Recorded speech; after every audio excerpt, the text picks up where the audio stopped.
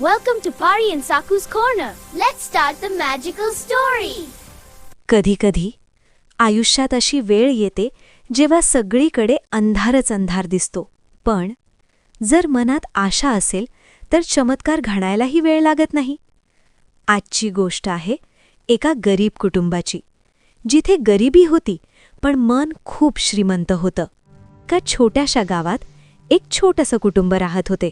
आई सुमनबाई, बाबा रामराव, मोठी मुलगी प्रिया आणि लहान मुलगा चिन्मय. त्यांचं घर होतं कुडाचं छोटंसं घर.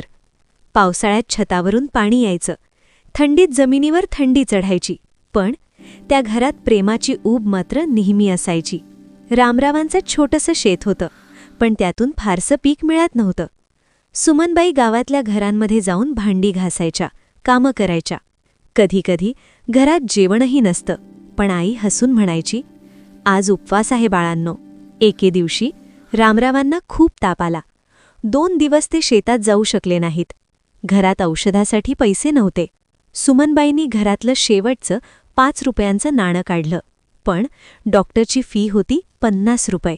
त्या रात्री सुमनबाई शांतपणे बसून रडत होत्या.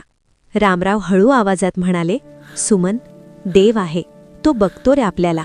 त्या रात्री लहान चिन्मय देवासमोर उभा राहिला.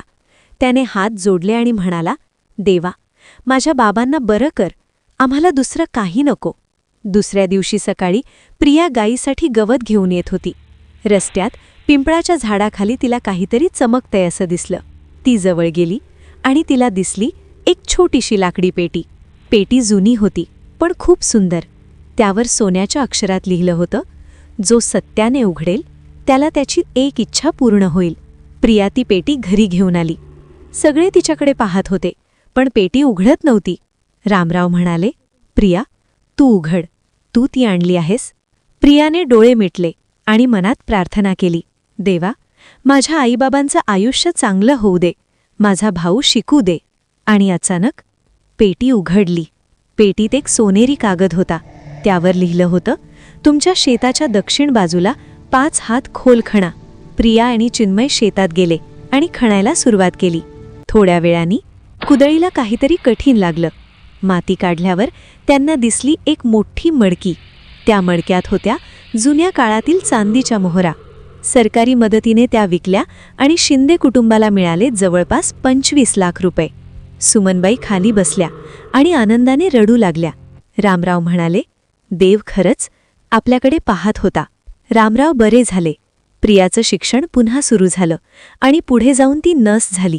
चिन्मय डॉक्टर बनला आणि त्याने ठरवलं, गरीब लोकांना मी मोफत उपचार देणार.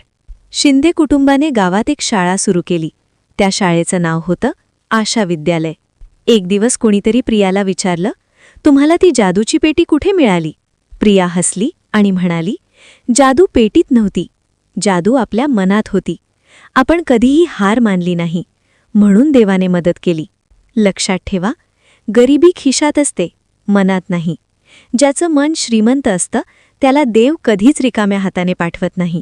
जर तुम्हाला ही भावनिक गोष्ट आवडली असेल तर व्हिडिओला लाईक करा, चॅनल सबस्क्राईब करा आणि पुढच्या सुंदर गोष्टीसाठी तयार राहा.